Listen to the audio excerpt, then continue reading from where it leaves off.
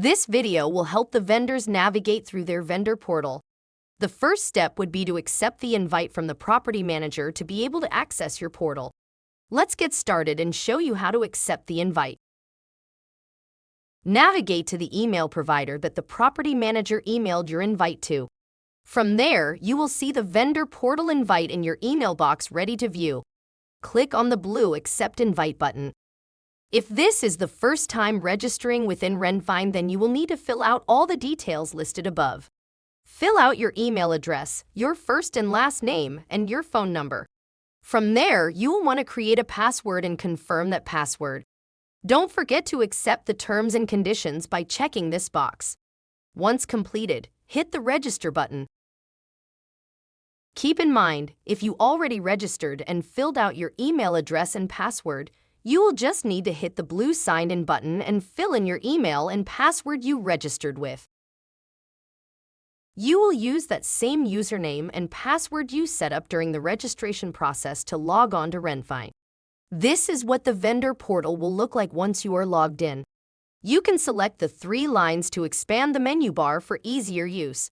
Starting at the left navigation menu, you will see the tab for Receipts. All of your receipts will show up in this section. You can click on the receipt to expand and view. Work Orders is the next tab on the menu. This is the section where all your work orders will be stored. You can search for a specific property, unit, or by status of the work order to narrow down your search if needed.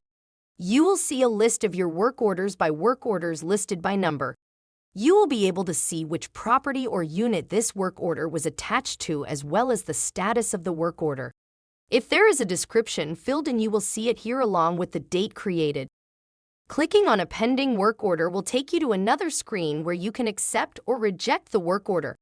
Clicking Accept will allow you to choose from the dates inputted from the tenant. Choose one that best works for your schedule.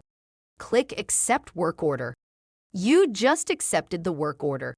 Now you can view the work order details section and view the resident information if the property manager allows for that. You can add any photos here. At the bottom of the page, you will see an additional information section as well as the notes section. You can add notes to this work order by clicking Add Note. You can also see any invoices attached to this work order by selecting the Invoice tab. You can upload or view any files shared by clicking the Files tab. The final tab is the Chat tab. This will allow you to communicate with the resident or property manager within the portals. Let's say you did not want the resident to see the chat between you and the property manager. You would simply hit the X by the resident box, and that will remove the resident from the conversation. You can always add them back to the chat by typing in resident. If you added them back, they will not see the chats that have happened previously. When ready, you can change the status of the work order to complete by clicking here. You will have to add completed comments here, as well as adding any resolution photos you would like here, and click Next. You can then choose to create an invoice now or do it at a later time. If you're creating it now, you will see the option to upload or create one. If creating one, fill out the details and select Submit when done.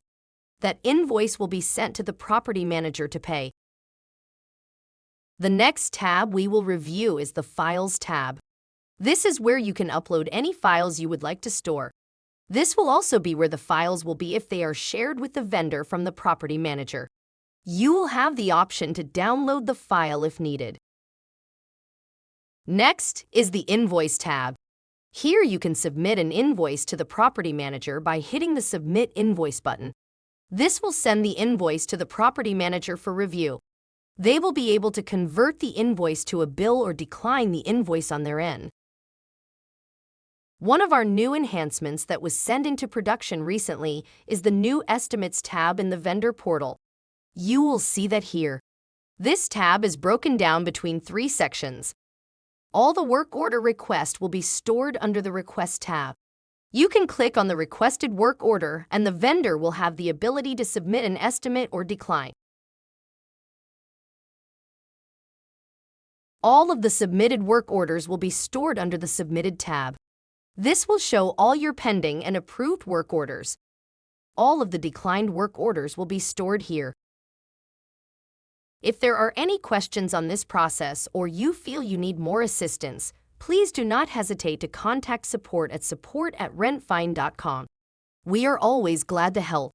Another helpful website is our knowledge base website to pull up articles and videos that will walk you through the step-by-step processes of many topics. Go to help.rentvine.com and sign in to view all the material. Thank you for trusting Rentvine with your business and welcome to Rentvine.